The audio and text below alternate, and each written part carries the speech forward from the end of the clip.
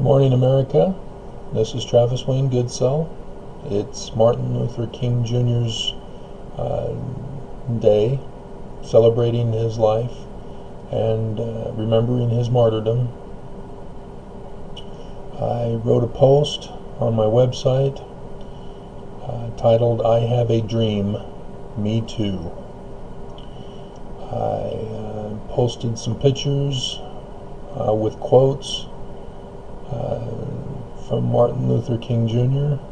The first one is, "Our lives begin to end the day we become silent about things that matter."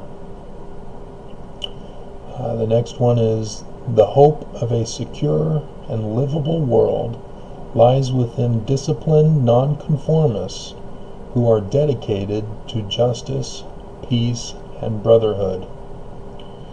The next one, which I think I'll use as a picture in my video for you. "The ultimate measure of a man is not where he stands in moments of comfort and convenience, but where he stands at times of challenge and controversy." Another one is, "The time is always right to do what is right."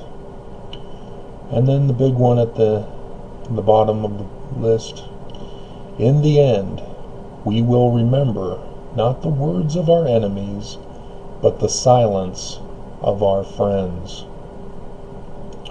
Here's the article that I published or posted. "Today we celebrate the life and remember the martyrdom of Martin Luther King Jr. The 60s were a time of great turmoil and government corruption. Many lost their lives in defense of freedom that decade, even a president of the United States. Now in 2018, we are experiencing another time of great turmoil and government corruption.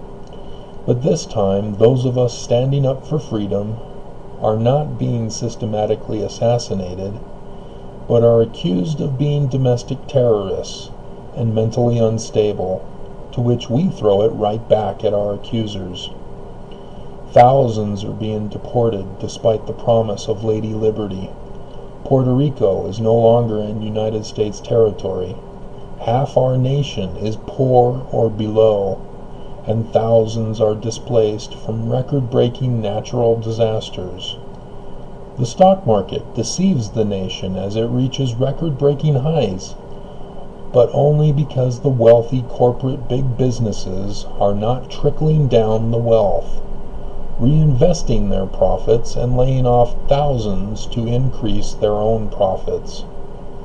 If the 60s were a time of civil rights movements, then our time is of civil rights battles, of a grander civil rights war, to which we, the persecuted and the oppressed people, are losing, as our government merely throws in the paper towel at us.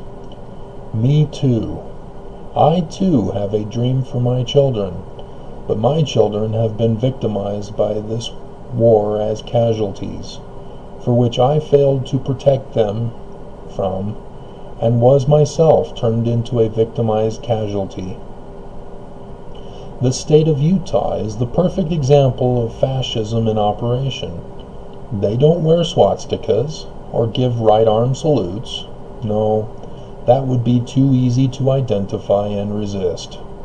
No, Utah has done it by infiltrating its principles into the minds and hearts of its people, and the numerous state laws and legal processes that violate U.S. constitutional rights.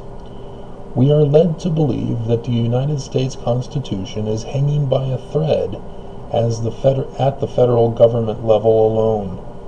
But the war against the U.S. Constitution is at every level of government, in every society across our nation. We are a nation divided between the principles of fascism and the principles of communism, with failed attempts for parties such as the Tea Party, Constitutional Party, Independent Party, and now the Progressive Party. We need to stop with the parties and go back to the roots of the Constitution and the idea of principles governing our lives.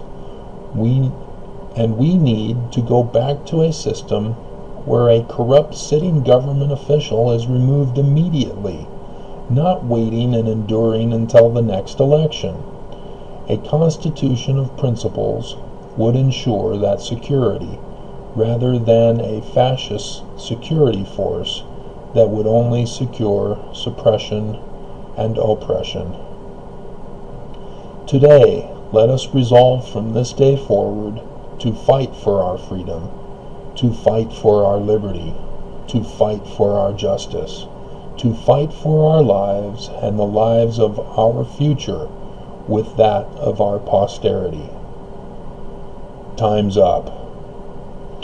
Then I go on and provide the Martin Luther King Jr.'s famous speech, "I Have a Dream," and I post that for you to see and read and obtain for yourself.